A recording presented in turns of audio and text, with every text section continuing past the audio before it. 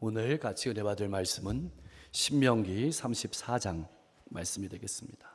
모세가 모압 평지에서 누보산에 올라가 여리고 맞은편 비스가 산 꼭대기에 이르매 여호와께서 길르앗 온 땅을 단까지 보이시고 또 온 납달리와 에브라임과 므낫세의 땅과 서해까지의 유다 온 땅과 네겝과 종려나무의 성읍 여리고 골짜기 평지를 소알까지 보이시고 여호와께서 그에게 이르시되 이는 내가 아브라함과 이삭과 야곱에게 맹세하여 그의 후손에게 주리라 한 땅이라.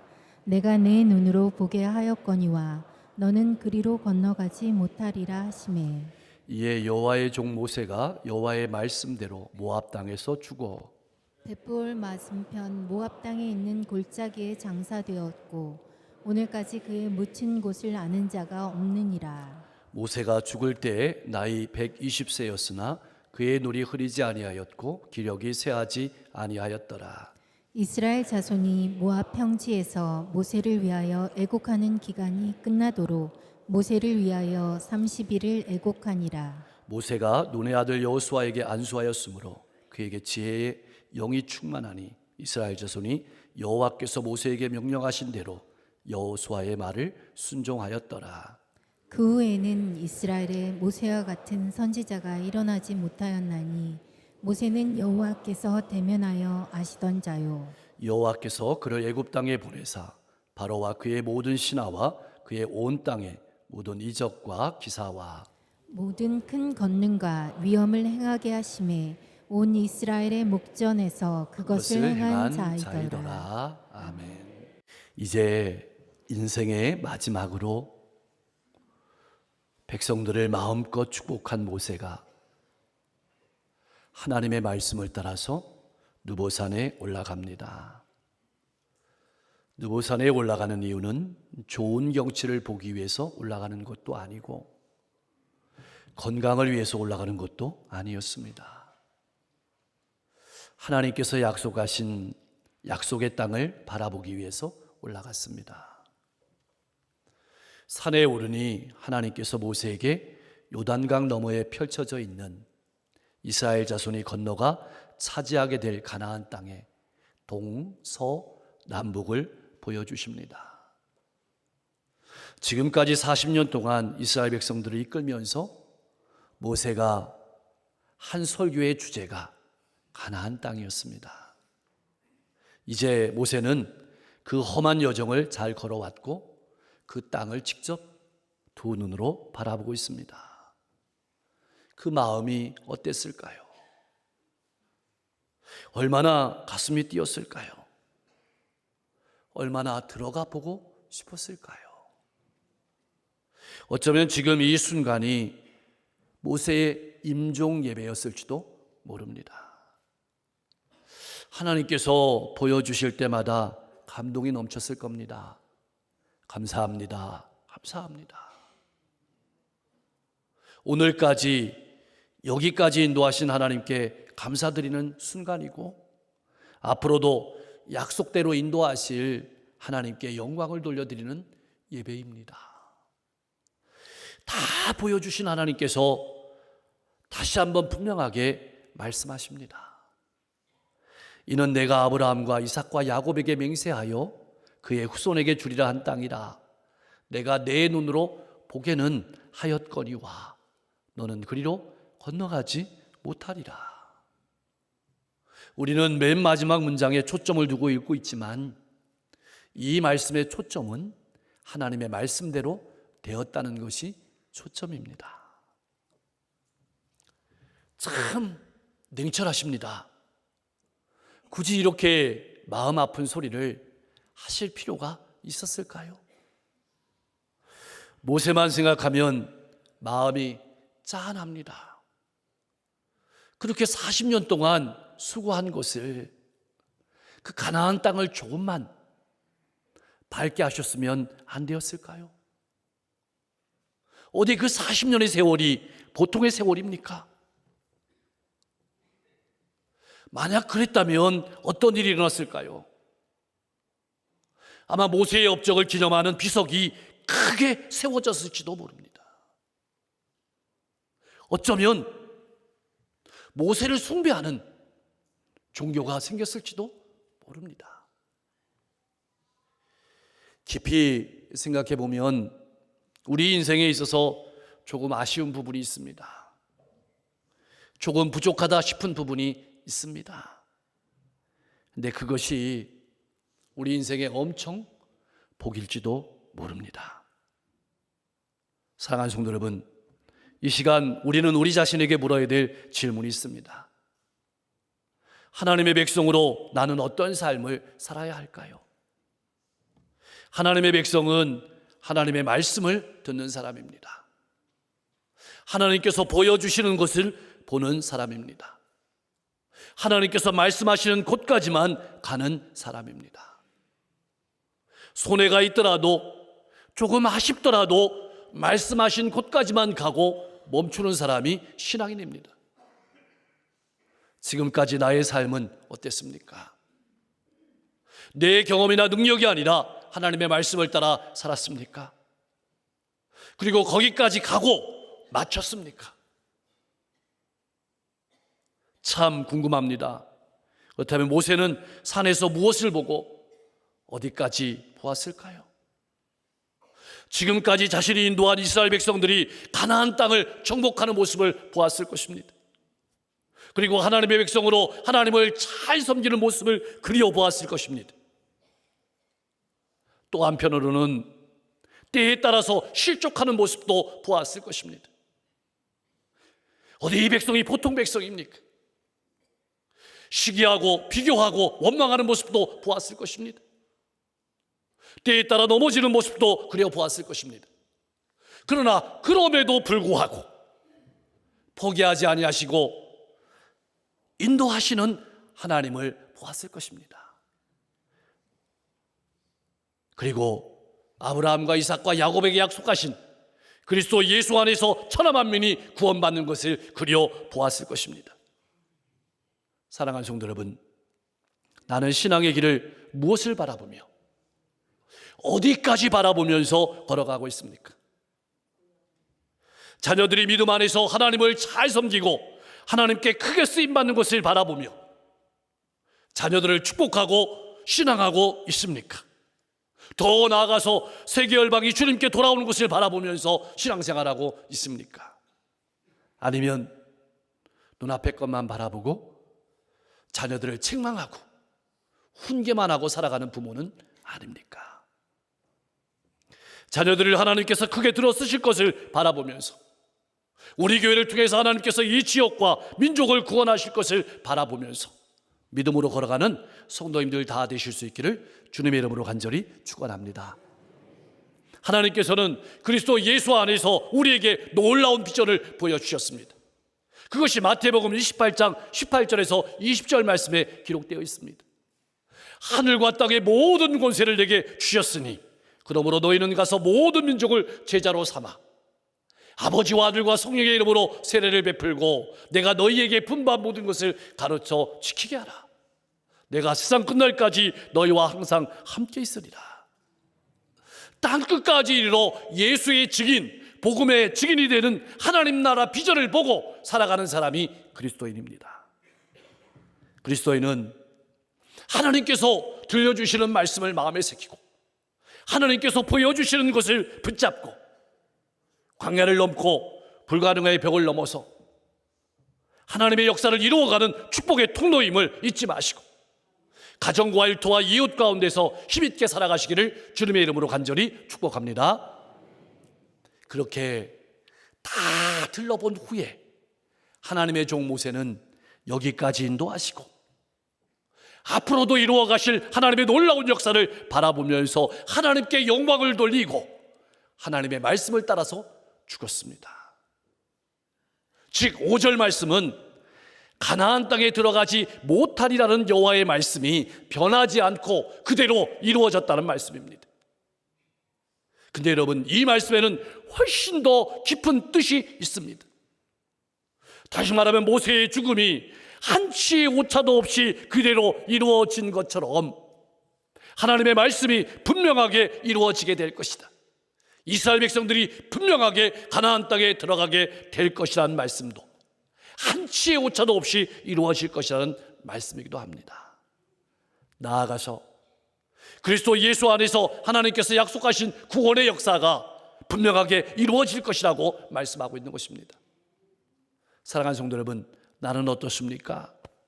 하나님의 말씀이 분명하게 이루어질 것을 믿고 살아가고 있습니까? 아니면 의심하며 불안해하며 살아가고 있습니까?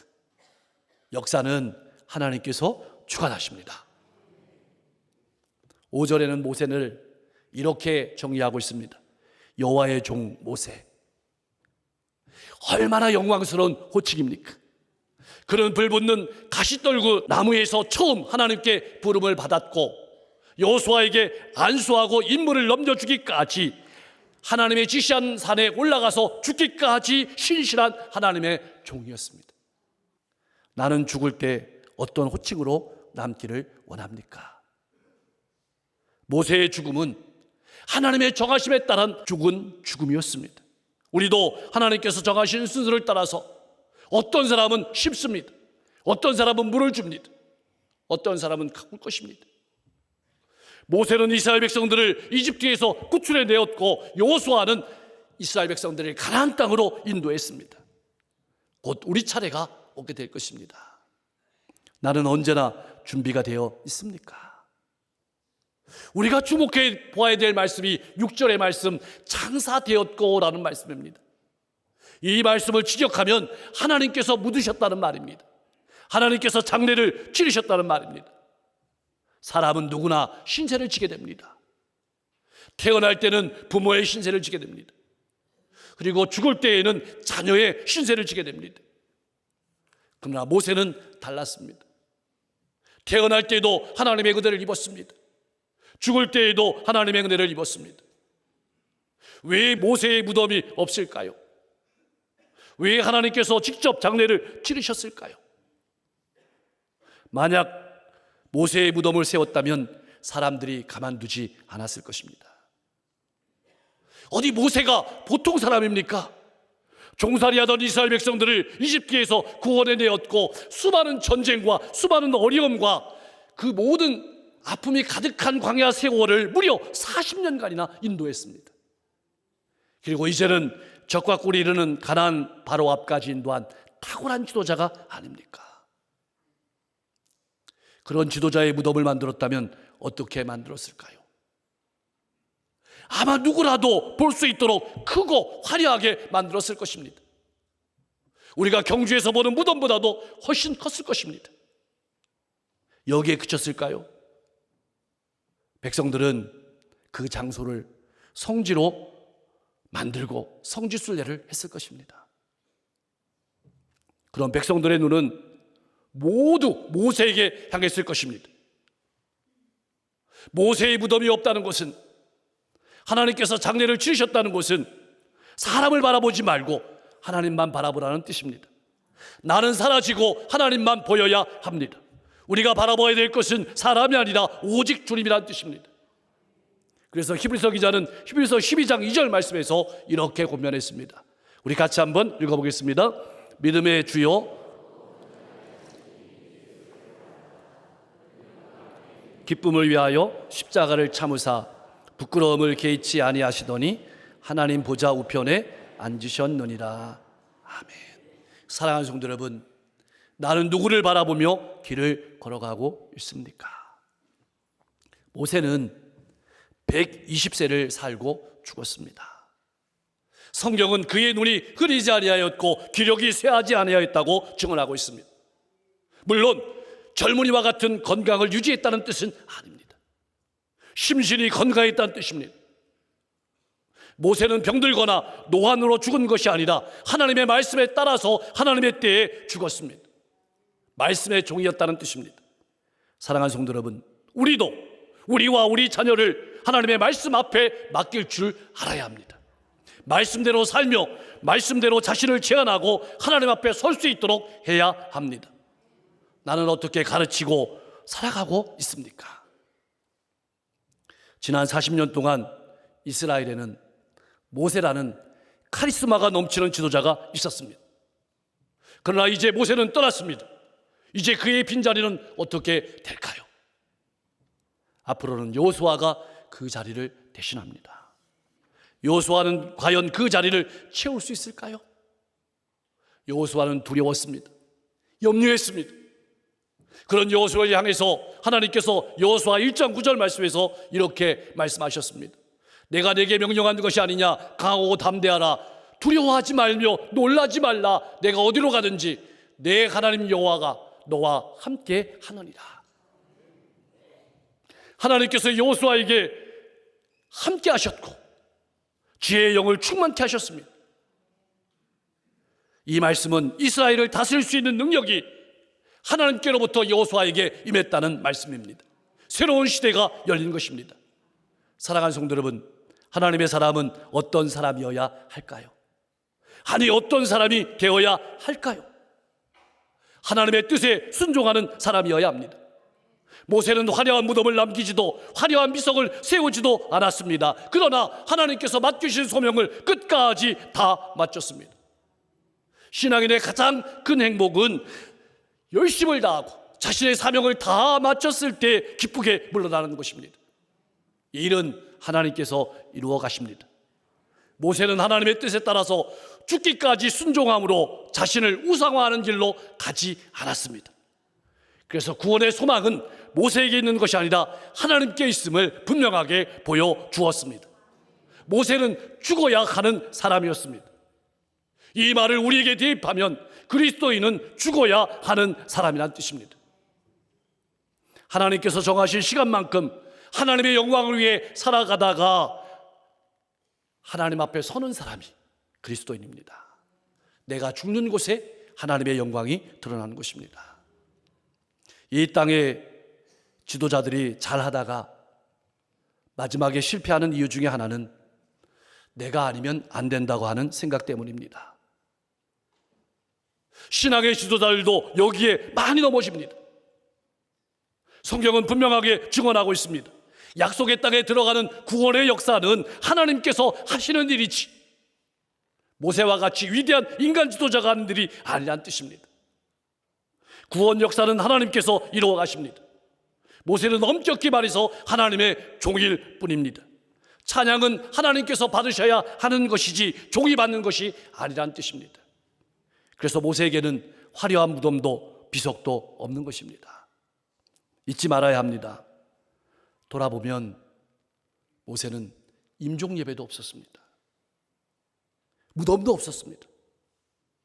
그런데 여러분 10절에서 12절 말씀을 주위에서 읽어보면 여러분 집에 가서 읽어보시고 또 읽어보시면 모세의 묘비가 마치 있는 것 같은 느낌을 받습니다. 그런데 주위에서 보아야 될 것이 있습니다.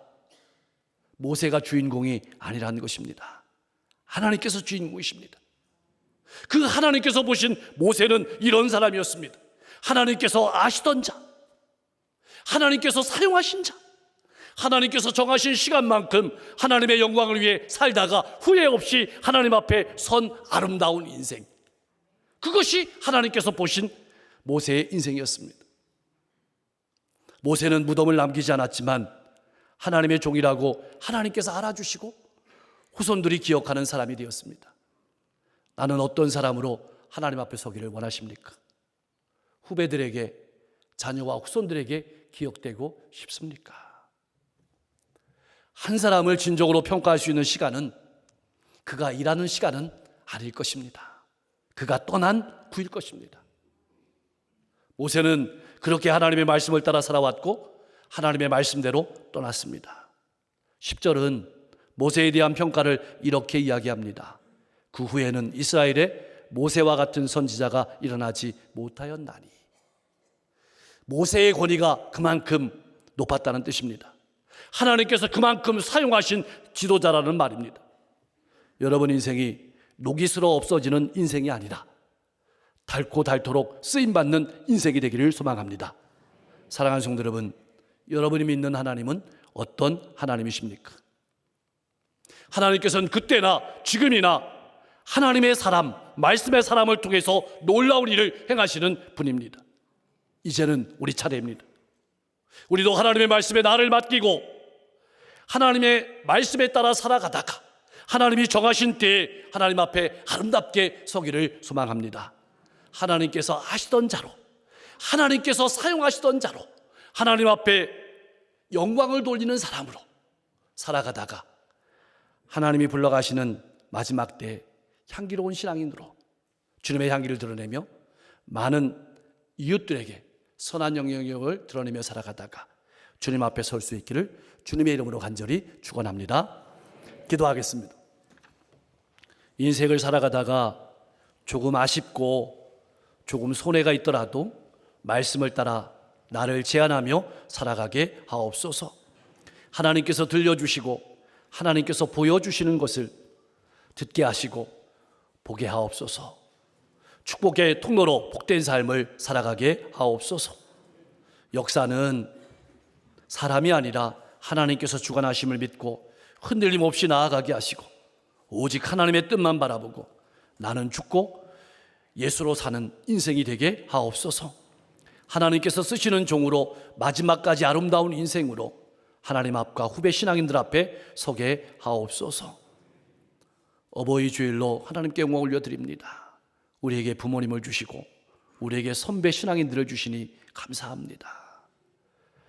연세 드신 부모님, 선배 신앙인들이 오늘까지 인생도 하나님 은혜 가운데 걸어왔지만 앞으로 인생 영과 육이 건강하게 하옵소서. 호흡이 평안하고 마음이 평안하고 잘 보이고 잘 들리고 허리와 무릎이 부드럽고 잘 펴지고 마음껏 걷고 기쁨과 즐거움으로 찬송하고 자녀와 후손들, 교회와 지역과 민족과 시대를 위해서 기도하다가 하나님 앞에 서실 수 있도록 역사해 주옵소서.